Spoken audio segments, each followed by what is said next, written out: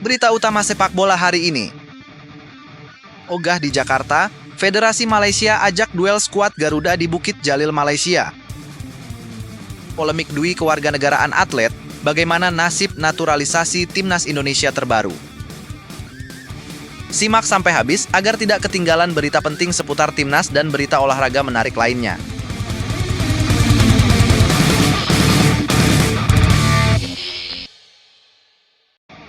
Ogah di Jakarta, Federasi Malaysia ajak duel skuad Garuda di Bukit Jalil, Malaysia. Timnas Indonesia dijadwalkan melakoni FIFA Matchday Juni 2026 pada 1 hingga 9 Juni 2026 dengan fokus persiapan menjelang AFC Asian Cup 2027. Lawan yang santer dikabarkan akan dihadapi adalah Oman dan Kuwait, dua negara Timur Tengah, dengan salah satu negara sudah setuju. PSSI belum mengumumkan secara resmi untuk menunggu kontrak ditandatangani. Namun ada kabar menarik, berdasarkan info terbaru, negara tetangga berminat melakukan FIFA Matchday untuk menghadapi timnas senior Indonesia. Wacana laga uji coba antara timnas Indonesia dan timnas Malaysia kembali memanas dan menyedot perhatian luas setelah Football Association of Malaysia dikabarkan mengajukan duel dalam agenda FIFA Matchday bulan Juni. Namun dengan satu syarat yang langsung memicu perdebatan, yakni keengganan mereka untuk bermain di Jakarta dan preferensi kuat untuk menjadikan Stadion Nasional Bukit Jalil sebagai lokasi pertandingan. Pernyataan dari pihak Federasi Malaysia disampaikan dalam nada diplomatis yang menekankan bahwa pilihan venue tersebut merupakan bagian dari upaya memperbaiki citra sepak bola nasional mereka di mata publik, tetapi di balik pernyataan tersebut berkembang berbagai interpretasi yang melihat langkah ini sebagai keputusan yang tidak sepenuhnya lepas dari tekanan situasi internal maupun eksternal yang tengah dihadapi. Dalam konteks ini, publik menilai bahwa keputusan tersebut berada di antara keberanian untuk tetap bersaing dan kehati-hatian yang mencerminkan kondisi yang belum sepenuhnya stabil. Jika dilihat dalam kerangka umum, laga uji coba merupakan bagian rutin dari kalender sepak bola internasional. Namun dalam situasi ini, maknanya jauh lebih luas daripada sekadar pertandingan persahabatan. Pertemuan antara Indonesia dan Malaysia selalu syarat dengan sejarah panjang, rivalitas emosional, serta perhatian besar dari jutaan supporter di kedua negara, sehingga setiap detail, termasuk lokasi pertandingan, memiliki makna simbolis yang kuat. Jakarta, dalam hal ini, tidak hanya berfungsi sebagai tempat bertanding, tetapi juga dikenal sebagai salah satu pusat atmosfer sepak bola paling intens di kawasan, di mana tekanan dari supporter dapat menjadi faktor signifikan dalam jalannya pertandingan. Oleh karena itu, ketika Malaysia terkesan menghindari Jakarta, muncul persepsi yang berkembang bahwa keputusan tersebut tidak semata-mata didasarkan pada pertimbangan teknis, tetapi juga berkaitan dengan kesiapan mental dalam menghadapi tekanan tinggi. Di sisi lain, terdapat pula pandangan yang mencoba melihat situasi ini secara lebih rasional, di mana pemilihan venue yang lebih nyaman dapat dianggap sebagai langkah strategis dalam kondisi tim yang belum sepenuhnya stabil. Namun dalam realitas sepak bola modern, persepsi publik seringkali memiliki pengaruh yang sangat besar, bahkan melebihi alasan logis yang mendasarinya. Narasi yang berkembang saat ini cenderung mengarah pada anggapan bahwa Malaysia ingin tetap bertanding, tetapi belum sepenuhnya siap menghadapi tantangan maksimal yang mungkin terjadi jika laga digelar di Jakarta. Reaksi publik pun berkembang dengan cepat dan beragam, mulai dari komentar yang bernada sindiran hingga analisis yang lebih mendalam mengenai kondisi sepak bola Malaysia saat ini. Sebagian pihak mengaitkan keputusan ini dengan dinamika yang sebelumnya terjadi, termasuk wacana pembentukan NAFC dan NFIFA, serta berbagai tekanan yang muncul dari FIFA. Dalam situasi seperti ini, setiap langkah yang diambil oleh Malaysia akan selalu berada dalam sorotan, sehingga keputusan terkait laga uji coba ini tidak bisa dilepaskan dari konteks yang lebih luas. Di tengah perdebatan tersebut, muncul pula komentar dari figur sepak bola Malaysia, Safezali, yang menyampaikan bahwa jika memang terdapat keraguan, sebaiknya hal tersebut diakui secara terbuka. Pernyataan ini langsung menarik perhatian karena dianggap mencerminkan kritik internal terhadap mentalitas tim, sekaligus menjadi cerminan bahwa diskusi mengenai kesiapan bukan hanya datang dari luar, tetapi juga dari dalam lingkungan sepak bola Malaysia sendiri. Dari perspektif Indonesia, situasi ini justru membuka peluang yang menarik. Menghadapi rival klasik yang sedang berada dalam tekanan dapat menjadi momentum untuk menunjukkan kualitas dan memperkuat posisi di kawasan. Apabila pertandingan digelar di kandang sendiri, dengan dukungan penuh dari supporter yang dikenal sangat vokal dan fanatik, keuntungan yang diperoleh bisa menjadi signifikan. Atmosfer stadion yang penuh, tekanan yang konstan, serta ekspektasi tinggi dari publik dapat menciptakan kondisi yang sulit bagi tim tamu. Namun demikian, keuntungan tersebut juga harus diimbangi dengan kesiapan yang matang, karena dalam sepak bola, tim yang berada dalam tekanan seringkali mampu tampil tanpa beban dan memberikan kejutan. Di sisi lain, PSSI dihadapkan pada keputusan yang tidak sederhana. Menerima atau menolak tawaran pertandingan ini tidak hanya berkaitan dengan aspek teknis di lapangan, tetapi juga melibatkan pertimbangan regulasi dan hubungan internasional. Status Malaysia yang masih berada dalam bayang-bayang isu dengan FIFA menjadi faktor penting yang harus diperhitungkan secara matang. Kesalahan dalam mengambil keputusan dapat berimplikasi pada masalah administratif yang lebih besar di kemudian hari, sehingga setiap langkah harus melalui proses evaluasi yang detail dan komprehensif. Dalam konteks yang lebih luas, wacana ini kembali menegaskan betapa dinamisnya sepak bola Asia Tenggara, di mana rivalitas antara Indonesia dan Malaysia selalu mampu menarik perhatian, bahkan dalam situasi yang tidak ideal sekalipun. Pertemuan kedua negara ini tidak hanya menjadi ajang olahraga, tetapi juga mencerminkan gengsi, sejarah, dan identitas yang telah terbentuk selama bertahun-tahun. Oleh karena itu, setiap perkembangan yang terjadi selalu memiliki dampak yang melampaui lapangan pertandingan. Spekulasi mengenai kemungkinan hasil pertandingan pun mulai bermunculan, dengan berbagai skenario yang dipertimbangkan oleh publik. Jika Malaysia mengalami kekalahan dalam kondisi tekanan tinggi, narasi negatif yang sudah berkembang dapat semakin menguat.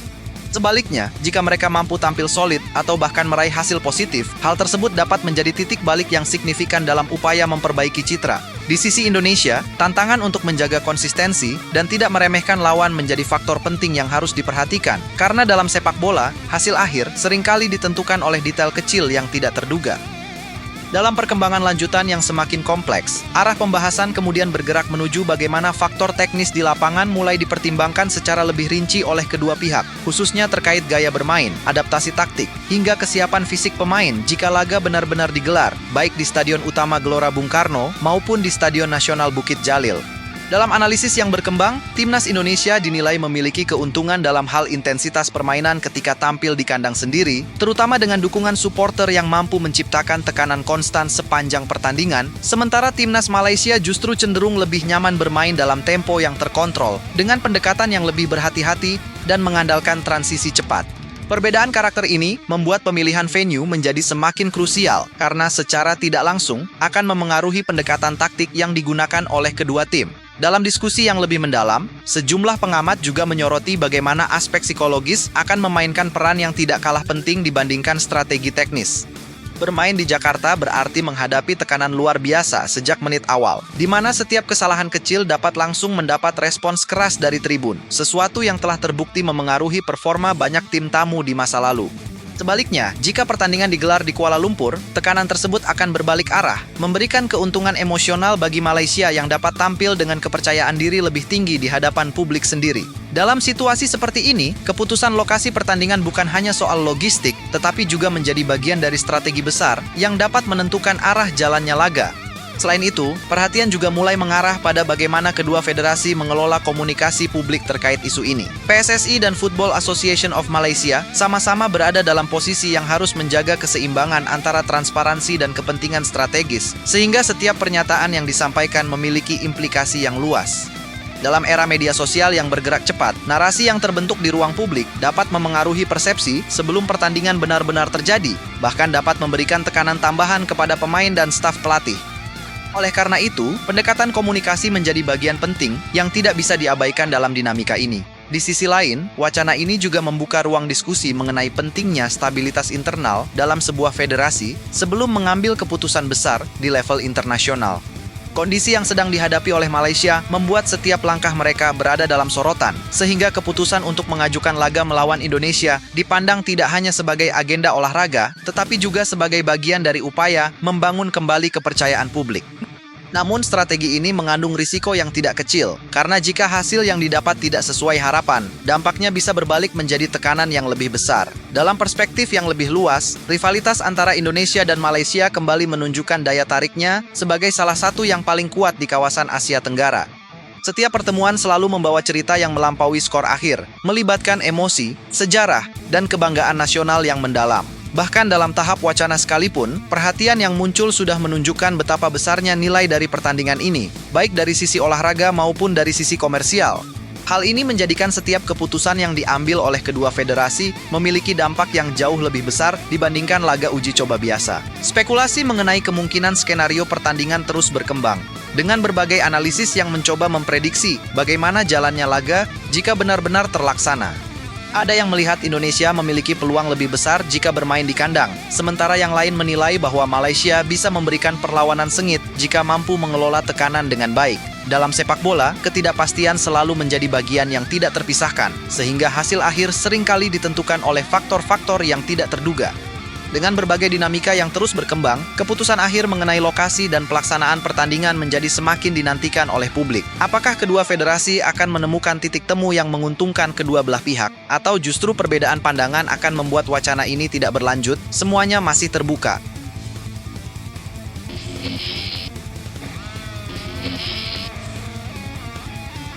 Polemik dui kewarganegaraan atlet, bagaimana nasib naturalisasi timnas Indonesia terbaru? Polemik mengenai dui kewarganegaraan atlet kembali menjadi sorotan publik nasional, terutama ketika pembahasan mengenai masa depan naturalisasi pemain untuk timnas Indonesia memasuki fase yang semakin krusial dan penuh dinamika, di mana pemerintah Indonesia menunjukkan langkah cepat dan terukur dalam merespons berbagai persoalan yang selama ini menghambat kontribusi atlet diaspora bagi tanah air. Sebuah langkah yang tidak hanya bersifat administratif, tetapi juga strategis dalam konteks pembangunan olahraga nasional yang berkelanjutan. Dalam situasi yang berkembang ini, pemerintah tengah merampungkan sebuah rancangan undang-undang kewarganegaraan yang dirancang secara khusus untuk membuka peluang penerapan dui kewarganegaraan terbatas. Sebuah konsep yang selama ini menjadi perdebatan panjang karena menyentuh aspek hukum, identitas nasional, serta kepentingan prestasi olahraga di tingkat internasional, sehingga kehadirannya diharapkan mampu menjawab berbagai tantangan yang muncul, termasuk kasus yang sempat mencuat dan dikenal luas dengan istilah Passport Gate, yang melibatkan pemain diaspora Indonesia di Belanda dan memicu diskusi luas mengenai kejelasan status kewarganegaraan mereka. Dalam perkembangan terbaru, Supratman Andi Aktas selaku Menteri Hukum menegaskan secara langsung bahwa proses penyusunan regulasi tersebut kini telah memasuki tahap finalisasi bersama Dewan Perwakilan Rakyat, sebuah fase penting yang menentukan apakah regulasi ini dapat segera disahkan dan diimplementasikan secara efektif, sehingga tidak lagi menyisakan ruang bagi polemik yang berulang di masa depan. Ia menyampaikan secara tegas dalam pernyataan resminya bahwa undang-undang kewarganegaraan saat ini sedang disiapkan dan dibahas secara intensif di DPR, serta pemerintah terus berupaya menyusun dan menyelesaikan tahap finalisasi dengan penuh kehati-hatian dan tanggung jawab. Lebih lanjut, ia juga mengungkapkan harapannya bahwa pada tahun ini seluruh proses tersebut dapat diselesaikan, sehingga polemik yang selama ini terjadi tidak lagi muncul dan tidak lagi menghambat langkah atlet-atlet berbakat dalam membela merah putih di berbagai ajang internasional. Langkah ini tidak diambil secara sembarangan, melainkan didasarkan pada kebutuhan nyata untuk memberikan kepastian hukum bagi para atlet diaspora yang selama ini berada dalam posisi dilematis antara mempertahankan kewarganegaraan asing atau beralih sepenuhnya menjadi warga negara Indonesia. Sebuah pilihan yang seringkali tidak mudah karena berkaitan dengan karier profesional, akses fasilitas, serta peluang kompetisi di level global. Oleh karena itu, rancangan undang-undang kewarganegaraan ini dirancang tidak untuk berlaku secara umum bagi seluruh masyarakat, melainkan difokuskan secara spesifik kepada individu-individu dengan nilai strategis tinggi bagi negara, termasuk atlet yang memiliki potensi besar untuk mengharumkan nama Indonesia di kancah internasional, sehingga kebijakan ini menjadi lebih tepat sasaran dan tidak menimbulkan implikasi yang tidak diinginkan dalam sistem hukum nasional. Kebijakan dui kewarganegaraan terbatas yang diusulkan ini nantinya akan memberikan ruang yang lebih fleksibel, terutama bagi pemain muda Indonesia yang tengah meniti karier di luar negeri, sehingga mereka tidak lagi harus dihadapkan pada keputusan yang terburu-buru terkait status kewarganegaraan mereka, melainkan diberikan waktu yang cukup untuk berkembang sekaligus tetap mempertahankan hak sebagai warga negara Indonesia, sebuah pendekatan yang dinilai lebih adaptif terhadap dinamika globalisasi dalam dunia olahraga modern. Dengan adanya kebijakan ini, pemerintah berharap bahwa atlet-atlet berbakat yang memiliki darah Indonesia dapat memberikan kontribusi maksimal bagi timnas Indonesia tanpa terhambat oleh persoalan birokrasi yang selama ini kerap menjadi kendala utama, sehingga potensi mereka dapat dimaksimalkan untuk meraih prestasi yang membanggakan di berbagai ajang internasional.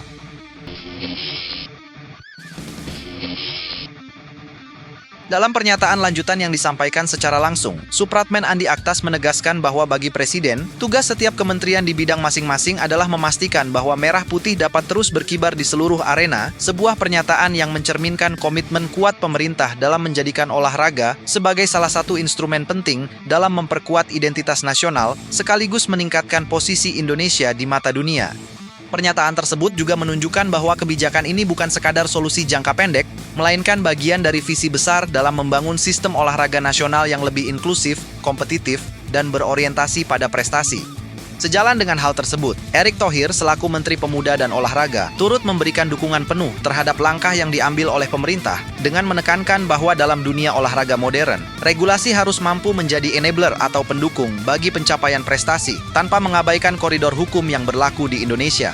Ia menyampaikan secara langsung bahwa dirinya juga mendorong pentingnya sport diplomasi, di mana kerjasama antara pemerintah Indonesia dengan negara lain harus terus ditingkatkan, karena hal tersebut menjadi kekuatan yang mampu mengikat hubungan antar negara, sekaligus membuka peluang yang lebih luas bagi atlet-atlet Indonesia untuk berkompetisi dan berkembang di level global. Lebih jauh lagi, konsep sport diplomasi yang diangkat oleh Erick Thohir tidak hanya berfokus pada pertukaran atlet atau kerjasama kompetisi semata, tetapi juga mencakup aspek yang lebih luas seperti pertukaran pengetahuan, pengembangan infrastruktur olahraga, serta peningkatan kualitas sumber daya manusia di bidang olahraga, sehingga Indonesia dapat terus beradaptasi dengan perkembangan global dan tidak tertinggal dari negara-negara lain yang telah lebih dahulu menerapkan kebijakan serupa. Dalam konteks ini, keberadaan regulasi yang jelas dan fleksibel menjadi kunci utama untuk memastikan bahwa setiap langkah yang diambil dapat berjalan secara terarah dan memberikan dampak yang nyata bagi kemajuan olahraga nasional. Dengan demikian, polemik mengenai dui kewarganegaraan atlet yang selama ini menjadi perdebatan panjang diharapkan dapat segera menemukan titik terang melalui pengesahan rancangan undang-undang kewarganegaraan ini, sehingga tidak hanya memberikan kepastian hukum bagi para atlet diaspora, tetapi juga membuka jalan bagi lahirnya generasi baru pemain yang mampu membawa timnas Indonesia bersaing di level tertinggi, sekaligus memperkuat posisi Indonesia dalam peta olahraga dunia yang semakin kompetitif dan dinamis. Di tengah proses yang terus berjalan ini, perhatian publik tidak hanya tertuju pada aspek legal semata, tetapi juga mulai merambah ke dimensi yang lebih luas, yakni bagaimana implementasi kebijakan tersebut nantinya akan dijalankan secara konkret di lapangan, termasuk mekanisme seleksi atlet yang berhak mendapatkan fasilitas dui kewarganegaraan terbatas, standar penilaian nilai strategis individu, serta koordinasi lintas lembaga yang harus berjalan tanpa celah agar tidak menimbulkan persoalan baru di kemudian hari, karena tanpa sistem yang terstruktur dan transparan, kebijakan yang pada dasarnya dirancang untuk solusi justru berpotensi menimbulkan kontroversi baru di tengah masyarakat yang semakin kritis dalam mengawasi setiap langkah pemerintah. Dalam konteks ini, pemerintah dituntut tidak hanya menyelesaikan regulasi di atas kertas, tetapi juga memastikan kesiapan infrastruktur hukum dan administratif yang mampu mendukung implementasi secara menyeluruh, mulai dari kementerian terkait hingga federasi olahraga, sehingga tidak terjadi tumpang tindih kewenangan yang dapat memperlambat proses naturalisasi atlet di masa depan. Lebih jauh lagi, dinamika yang berkembang menunjukkan bahwa isu ini tidak bisa dilepaskan dari realitas global di mana mobilitas atlet semakin tinggi, kompetisi semakin ketat, dan batas-batas kewarganegaraan dalam dunia olahraga mulai mengalami redefinisi, sehingga Indonesia perlu mengambil posisi yang adaptif tanpa kehilangan prinsip dasar kedaulatan hukum nasional, sebuah keseimbangan yang tidak mudah namun sangat krusial untuk dicapai, mengingat banyak negara lain telah lebih dahulu menerapkan kebijakan serupa dengan berbagai variasi yang disesuaikan dengan kepentingan nasional mereka masing-masing.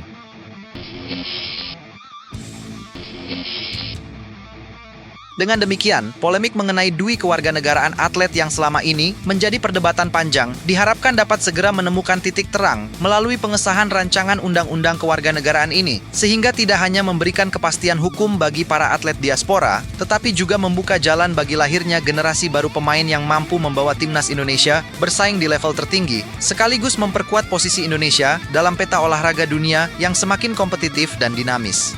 Di tengah proses yang terus berjalan ini, perhatian publik tidak hanya tertuju pada aspek legal semata, tetapi juga mulai merambah ke dimensi yang lebih luas, yakni bagaimana implementasi kebijakan tersebut nantinya akan dijalankan secara konkret di lapangan, termasuk mekanisme seleksi atlet yang berhak mendapatkan fasilitas dui kewarganegaraan terbatas, standar penilaian nilai strategis individu, serta koordinasi lintas lembaga yang harus berjalan tanpa celah agar tidak menimbulkan persoalan baru di kemudian hari, karena tanpa sistem yang terstruktur dan transparan, kebijakan yang pada dasarnya dirancang untuk solusi justru berpotensi menimbulkan kontroversi baru di tengah masyarakat yang semakin kritis dalam mengawasi setiap langkah pemerintah. Dalam konteks ini, pemerintah dituntut tidak hanya menyelesaikan regulasi di atas kertas, tetapi juga memastikan kesiapan infrastruktur hukum dan administratif yang mampu mendukung implementasi secara menyeluruh, mulai dari kementerian terkait hingga federasi olahraga, sehingga tidak terjadi tumpang tindih kewenangan yang dapat memperlambat proses naturalisasi atlet di masa depan.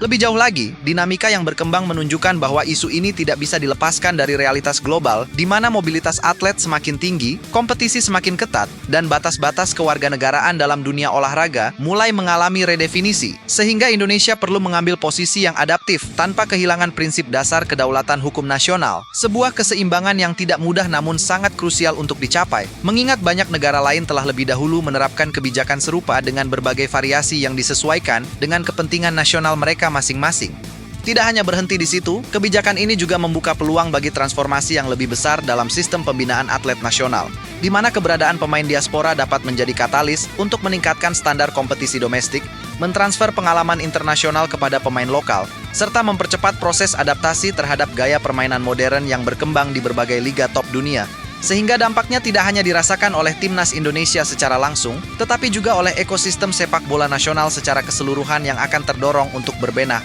dan berkembang ke arah yang lebih profesional. Dengan demikian, kebijakan ini memiliki potensi untuk menjadi titik balik dalam perjalanan panjang pembangunan olahraga Indonesia, asalkan dikelola dengan perencanaan yang matang dan komitmen yang kuat dari seluruh pihak yang terlibat. Dalam perkembangan selanjutnya, perhatian juga mulai tertuju pada bagaimana respons dari negara-negara lain terhadap kebijakan ini, terutama dalam konteks kerjasama bilateral yang berkaitan dengan status kewarganegaraan atlet. Karena penerapan DUI kewarganegaraan terbatas, tentu memerlukan pemahaman dan kesepakatan bersama agar tidak menimbulkan konflik hukum antar negara, sehingga diplomasi yang cermat menjadi kunci untuk memastikan bahwa setiap langkah yang diambil tetap berada dalam koridor hukum internasional yang berlaku. Hal ini sekaligus memperkuat pentingnya pendekatan sport diplomasi yang sebelumnya telah disampaikan, di mana olahraga tidak hanya dipandang sebagai ajang kompetisi, tetapi juga sebagai sarana untuk mempererat hubungan antar bangsa dan membuka ruang dialog yang konstruktif dalam berbagai aspek. Dengan latar belakang tersebut, kebijakan ini tidak hanya memiliki dimensi domestik, tetapi juga implikasi global yang perlu dikelola secara bijaksana agar dapat memberikan manfaat maksimal bagi Indonesia dalam jangka panjang. Seiring bergulirnya pembahasan yang semakin mendekati tahap penentuan, muncul pula dinamika baru yang memperlihatkan bahwa isu ini tidak lagi berdiri sendiri sebagai persoalan hukum semata, melainkan telah menjelma menjadi bagian dari strategi besar dalam membangun identitas dan kekuatan olahraga nasional yang lebih modern dan adaptif terhadap perkembangan zaman.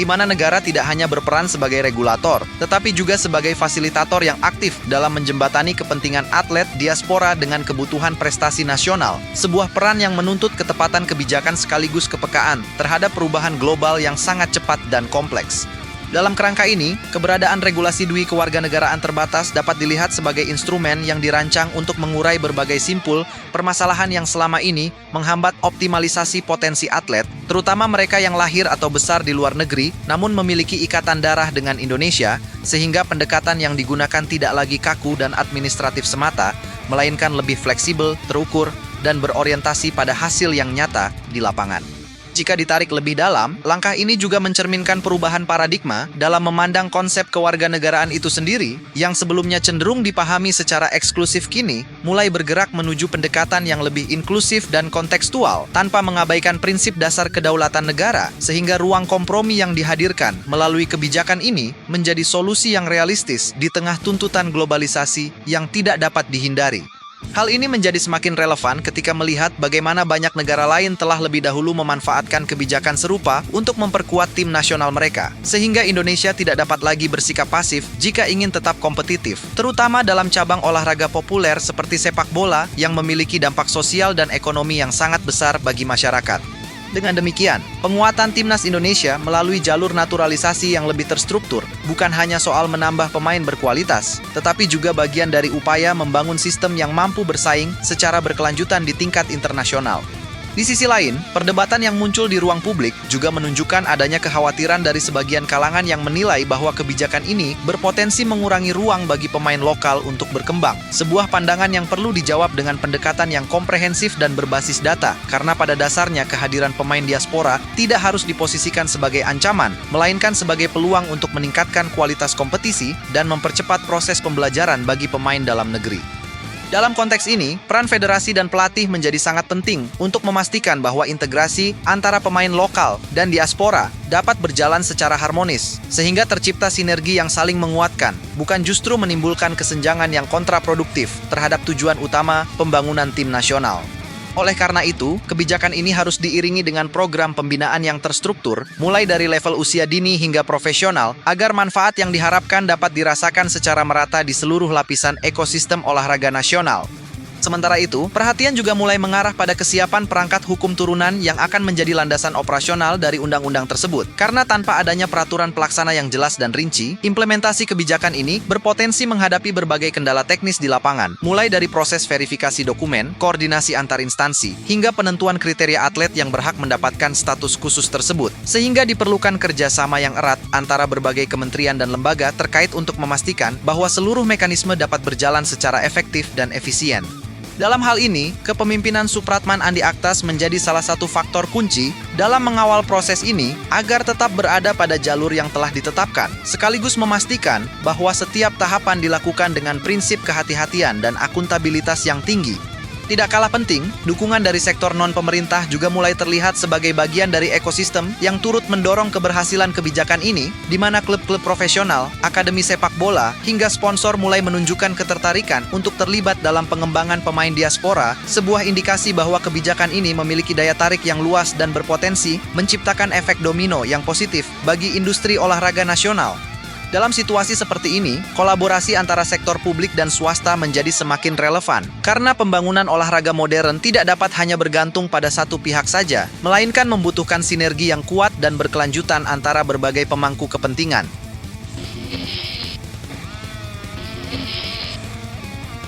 Dengan adanya dukungan yang luas tersebut, peluang untuk membawa timnas Indonesia ke level yang lebih tinggi menjadi semakin terbuka, asalkan seluruh proses dijalankan dengan konsistensi dan komitmen yang kuat. Lebih jauh lagi, arah kebijakan ini juga membuka ruang bagi lahirnya pendekatan baru dalam pengelolaan talenta nasional, di mana identifikasi dan pemantauan pemain diaspora dapat dilakukan secara lebih sistematis melalui pemanfaatan teknologi dan jaringan internasional, sehingga potensi yang selama ini tersebar dapat dihimpun dengan lebih efektif dan efisien.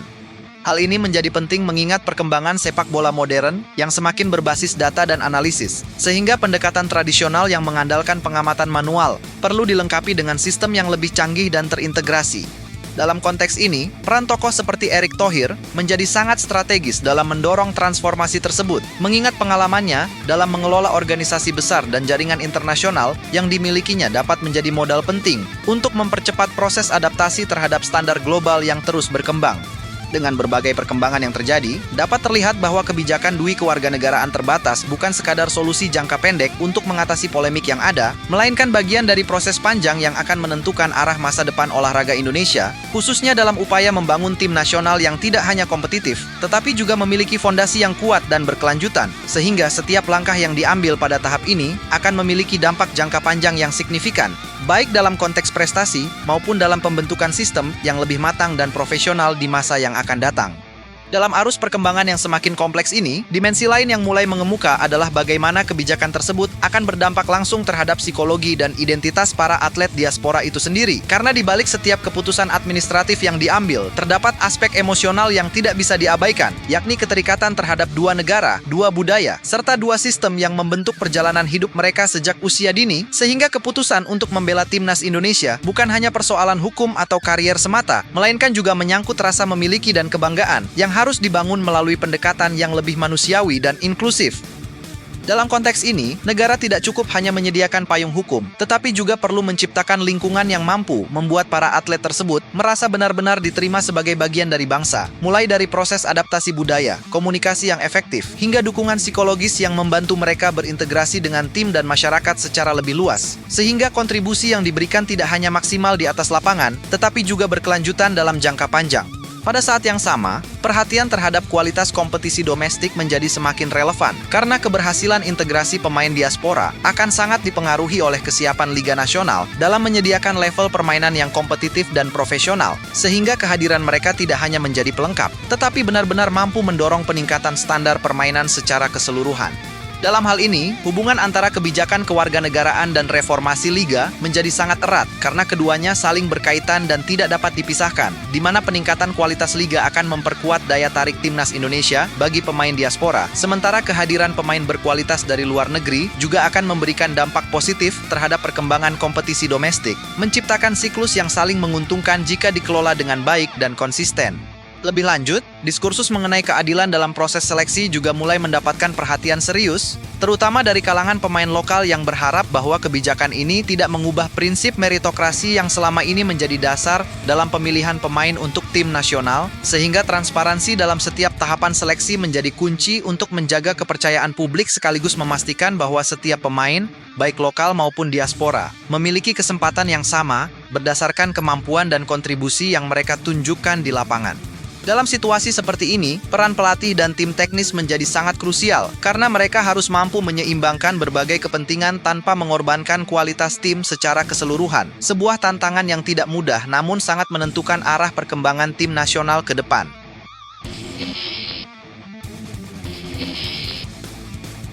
Selain itu, aspek ekonomi juga tidak dapat diabaikan dalam pembahasan ini, karena kebijakan yang berkaitan dengan kewarganegaraan atlet berpotensi membuka peluang baru dalam industri olahraga, mulai dari peningkatan nilai komersial tim nasional, daya tarik sponsor, hingga peluang kerja sama internasional yang lebih luas, sehingga dampaknya tidak hanya dirasakan dalam konteks prestasi, tetapi juga dalam pertumbuhan ekonomi sektor olahraga yang semakin strategis di era modern. Dalam konteks ini, dukungan dari berbagai pihak, termasuk sektor swasta, menjadi semakin penting untuk memastikan bahwa potensi yang ada dapat dimanfaatkan secara optimal dan berkelanjutan, sehingga kebijakan ini benar-benar memberikan nilai tambah yang signifikan bagi pembangunan nasional secara keseluruhan.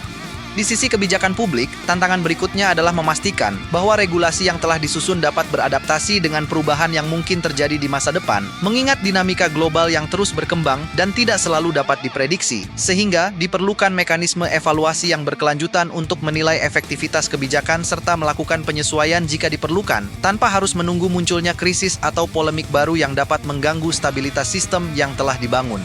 Dalam hal ini, peran pemangku kebijakan seperti Supratman Andi Aktas menjadi sangat penting dalam memastikan bahwa fleksibilitas tersebut tetap berada dalam koridor hukum yang jelas, sehingga tidak menimbulkan ketidakpastian yang justru dapat merugikan para atlet dan pihak-pihak terkait lainnya. Sejalan dengan itu, dorongan untuk memperkuat jejaring internasional juga semakin menguat, terutama dalam hal pertukaran informasi dan pengalaman dengan negara-negara yang telah lebih dahulu menerapkan kebijakan serupa, sehingga Indonesia dapat belajar dari praktik terbaik yang telah terbukti efektif sekaligus menghindari kesalahan yang pernah terjadi di tempat lain, sebuah pendekatan yang sangat relevan dalam upaya mempercepat proses adaptasi terhadap standar global.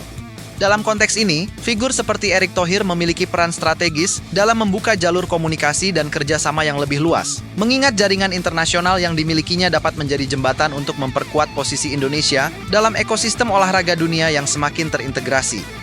Dengan berbagai lapisan dinamika yang terus berkembang, dapat terlihat bahwa perjalanan menuju implementasi kebijakan ini bukanlah proses yang sederhana, melainkan rangkaian langkah panjang yang memerlukan konsistensi, koordinasi, dan komitmen dari seluruh pihak yang terlibat, sehingga setiap keputusan yang diambil harus mempertimbangkan berbagai aspek secara menyeluruh, mulai dari hukum, sosial, ekonomi, hingga psikologis, agar tujuan besar untuk membangun tim nasional yang kuat dan berdaya saing tinggi dapat tercapai tanpa mengorbankan nilai-nilai dasar yang menjadi fondasi bangsa Indonesia.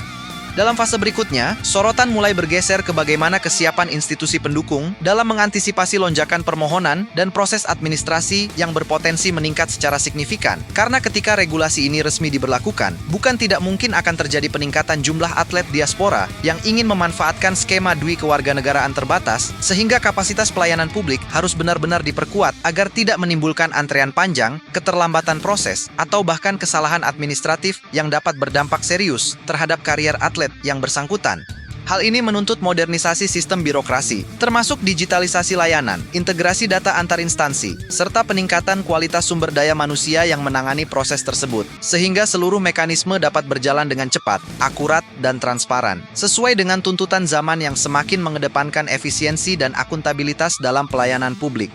Dalam perspektif yang lebih luas, kebijakan ini juga membuka ruang bagi redefinisi hubungan antara negara dan warganya, khususnya mereka yang berada di luar negeri, di mana negara tidak lagi sekadar hadir sebagai entitas administratif, tetapi juga sebagai mitra yang aktif dalam mendukung pengembangan potensi individu, termasuk dalam bidang olahraga, sehingga muncul rasa keterikatan yang lebih kuat meskipun secara geografis terpisah. Pendekatan ini menjadi semakin penting dalam konteks diaspora global yang terus berkembang, di mana banyak individu dengan latar belakang Indonesia yang berkontribusi di berbagai bidang di luar negeri, sehingga kebijakan yang inklusif dan adaptif dapat menjadi jembatan untuk menghubungkan potensi tersebut dengan kebutuhan nasional, termasuk dalam memperkuat timnas Indonesia yang membutuhkan talenta terbaik dari berbagai penjuru dunia.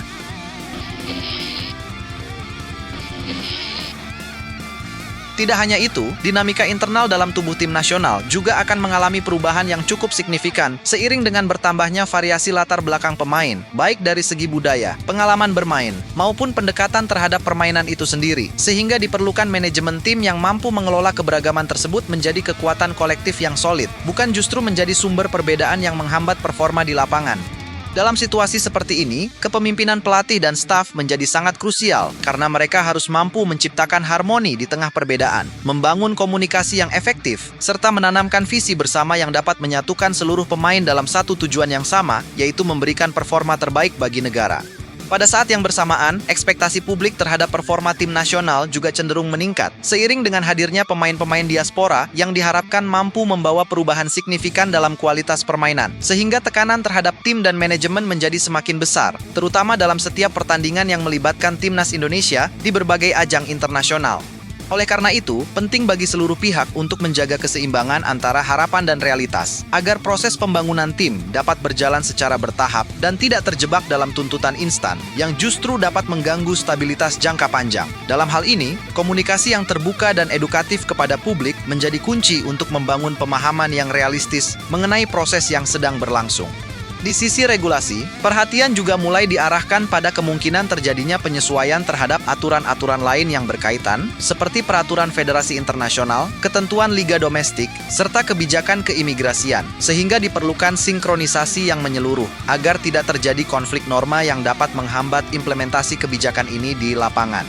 Dalam konteks tersebut, koordinasi lintas sektor menjadi semakin penting, melibatkan berbagai kementerian dan lembaga, termasuk peran sentral dari Supratmen Andi Aktas dalam memastikan bahwa seluruh perangkat hukum yang ada dapat berjalan secara harmonis dan saling mendukung. Lebih jauh lagi, perkembangan ini juga mendorong munculnya diskusi mengenai pentingnya membangun sistem scouting yang lebih terstruktur dan berkelanjutan, tidak hanya untuk mengidentifikasi pemain diaspora yang sudah siap bermain di level senior, tetapi juga untuk menemukan talenta muda yang dapat dibina sejak dini, sehingga proses integrasi ke dalam tim nasional dapat dilakukan secara lebih natural dan tidak terkesan instan. Dalam hal ini, kolaborasi dengan berbagai pihak, termasuk klub luar negeri, akademi sepak bola internasional, serta jaringan komunitas diaspora, menjadi sangat penting untuk memastikan bahwa proses pencarian dan pembinaan talenta dapat berjalan secara efektif dan efisien. Peran tokoh seperti Erick Thohir juga menjadi semakin relevan dalam mendorong penguatan jaringan tersebut, mengingat kapasitasnya dalam membangun hubungan internasional yang dapat dimanfaatkan untuk kepentingan pengembangan sepak bola nasional. Seiring dengan semakin kompleksnya dinamika yang terjadi, terlihat bahwa kebijakan Dui Kewarganegaraan Terbatas ini bukan hanya soal memberikan solusi terhadap persoalan yang ada, tetapi juga menjadi pintu masuk bagi transformasi yang lebih luas dalam sistem olahraga nasional, di mana setiap elemen, mulai dari regulasi, pembinaan, hingga manajemen tim, harus beradaptasi dengan paradigma baru yang lebih terbuka, kolaboratif, dan berorientasi pada masa depan, sehingga Indonesia dapat membangun fondasi yang kuat untuk bersaing di tingkat global dengan cara yang lebih terencana dan berkelanjutan. Dalam tahap lanjutan yang semakin mendalam ini, pembahasan mulai merambah pada bagaimana kesinambungan kebijakan tersebut akan dijaga dalam jangka panjang, terutama ketika dinamika kepemimpinan dan arah politik nasional dapat berubah sewaktu-waktu, sehingga diperlukan fondasi hukum dan kelembagaan yang benar-benar kokoh agar kebijakan Dui Kewarganegaraan Terbatas ini tidak bersifat temporer atau bergantung pada figur tertentu semata, melainkan menjadi bagian integral dari sistem yang dapat bertahan dan berkembang mengikuti kebutuhan zaman. Dalam konteks ini, konsistensi implementasi menjadi kunci utama, karena tanpa keberlanjutan yang jelas, manfaat yang diharapkan dari kebijakan ini berpotensi tidak maksimal, bahkan dapat menimbulkan ketidakpastian baru bagi para atlet diaspora yang telah mengambil keputusan besar dalam perjalanan karier mereka.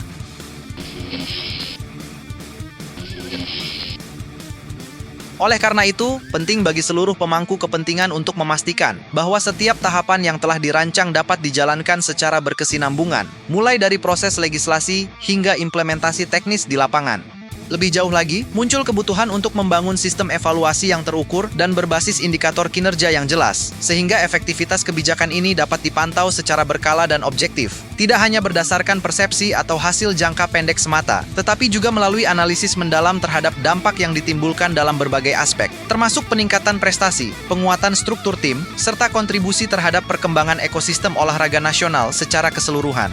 Dalam hal ini, data dan teknologi menjadi alat yang sangat penting untuk mendukung proses pengambilan keputusan yang lebih akurat dan responsif terhadap perubahan yang terjadi, sehingga kebijakan yang diambil dapat terus disempurnakan seiring dengan dinamika yang berkembang di lapangan. Dengan pendekatan seperti ini, penguatan timnas Indonesia tidak hanya bergantung pada momentum sesaat, tetapi juga pada sistem yang mampu menjaga stabilitas dan keberlanjutan performa dalam jangka panjang. Pada dimensi lain, keterlibatan masyarakat juga menjadi faktor yang tidak dapat diabaikan, karena dukungan publik memiliki peran besar dalam menciptakan atmosfer yang kondusif bagi perkembangan tim nasional, terutama dalam menghadapi tekanan kompetisi di tingkat internasional yang semakin tinggi. Oleh karena itu, penting untuk membangun narasi yang inklusif dan menyatukan, sehingga kehadiran pemain diaspora dapat diterima sebagai bagian dari kekuatan kolektif bangsa, bukan sebagai elemen yang memicu perdebatan berkepanjangan. Dalam situasi ini, komunikasi yang efektif dari para pemimpin dan tokoh olahraga menjadi sangat penting, termasuk peran Supratmen Andi Aktas yang harus mampu menjelaskan arah kebijakan secara jelas dan transparan, serta Erick Thohir yang memiliki posisi strategis dalam menjembatani kepentingan antara pemerintah, federasi, dan masyarakat luas.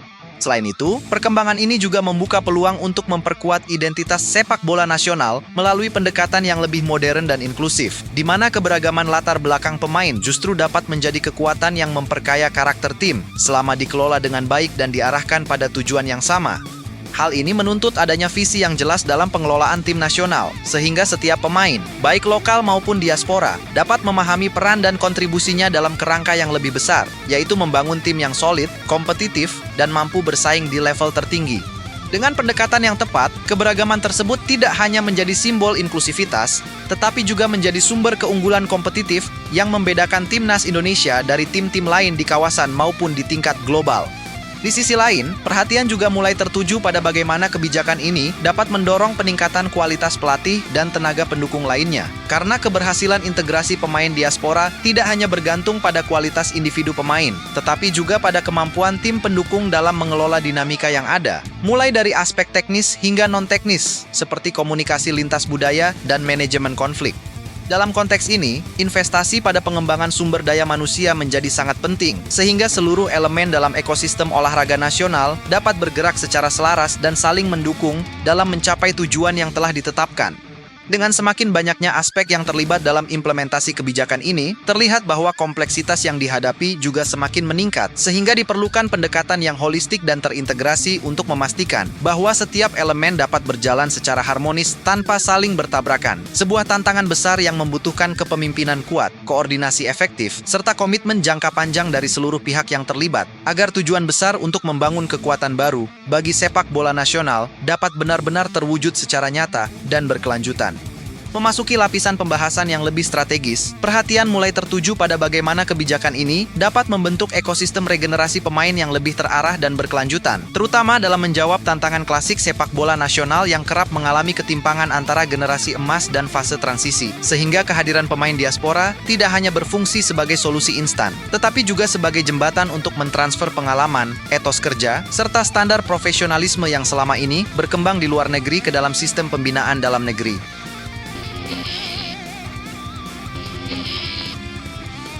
Dalam konteks ini, integrasi antara pemain diaspora dan pemain lokal harus dirancang secara sistematis, bukan sekadar berdasarkan kebutuhan jangka pendek, melainkan sebagai bagian dari peta jalan jangka panjang yang menghubungkan berbagai level pembinaan, mulai dari akademi hingga tim senior, sehingga tercipta kesinambungan yang kuat dalam pembangunan kekuatan timnas Indonesia. Lebih dalam lagi, muncul kebutuhan untuk menyelaraskan kurikulum pelatihan nasional dengan standar internasional agar proses adaptasi pemain diaspora dapat berlangsung lebih cepat dan efektif, sekaligus meningkatkan kualitas pemain lokal yang menjadi bagian dari sistem tersebut, sehingga tidak terjadi kesenjangan yang terlalu jauh dalam hal teknik, taktik, maupun pemahaman permainan. Hal ini menuntut adanya reformasi dalam pendekatan pelatihan, termasuk pemanfaatan ilmu pengetahuan dan teknologi olahraga yang semakin berkembang, seperti analisis data performa, sports science, serta metode pelatihan berbasis riset yang telah terbukti efektif di berbagai negara maju dalam bidang olahraga. Dengan demikian, kebijakan kewarganegaraan ini dapat menjadi katalis bagi transformasi yang lebih luas dalam sistem pembinaan nasional, bukan sekadar instrumen administratif semata. Di sisi lain, dinamika hubungan antara pemain dan supporter juga mengalami perubahan yang menarik untuk dicermati, karena kehadiran pemain diaspora membawa narasi baru dalam identitas tim nasional, yang pada satu sisi memperkaya, namun di sisi lain juga memerlukan proses adaptasi dari para pendukung, agar dapat menerima keberagaman tersebut sebagai bagian dari kekuatan kolektif. Dalam situasi ini, penting untuk membangun kedekatan emosional antara pemain dan publik melalui berbagai cara, seperti interaksi langsung, komunikasi yang terbuka, serta penampilan yang konsisten di lapangan, sehingga kepercayaan dan dukungan dapat tumbuh secara alami dan berkelanjutan. Dengan pendekatan yang tepat, pemain diaspora tidak hanya akan diterima sebagai bagian dari tim, tetapi juga sebagai representasi dari semangat kebangsaan yang melampaui batas geografis.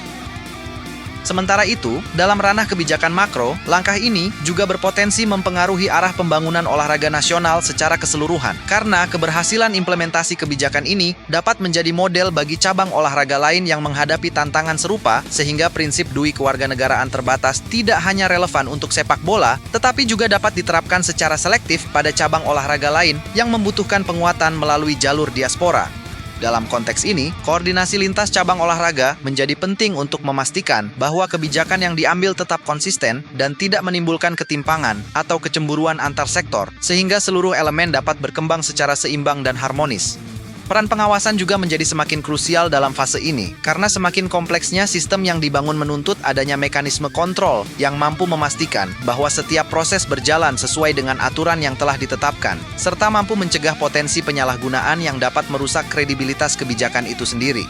Dalam hal ini, keterlibatan berbagai pihak, termasuk lembaga pengawas independen, media, dan masyarakat sipil, menjadi sangat penting untuk menciptakan sistem yang transparan dan akuntabel, sehingga kepercayaan publik terhadap kebijakan ini dapat terus terjaga. Tokoh seperti Supratman Andi Aktas memiliki tanggung jawab besar untuk memastikan bahwa aspek hukum tetap menjadi landasan utama dalam setiap langkah yang diambil. Sementara Erick Thohir berperan dalam memastikan bahwa implementasi di lapangan berjalan selaras dengan visi besar yang telah ditetapkan. Lebih jauh lagi, perkembangan ini juga mendorong munculnya kesadaran baru mengenai pentingnya membangun identitas permainan nasional yang khas, yang mampu menggabungkan berbagai pengaruh dari latar belakang pemain yang beragam menjadi satu gaya bermain yang unik dan kompetitif, sehingga timnas Indonesia tidak hanya dikenal karena kualitas individunya, tetapi juga karena karakter kolektif yang kuat dan konsisten di setiap pertandingan.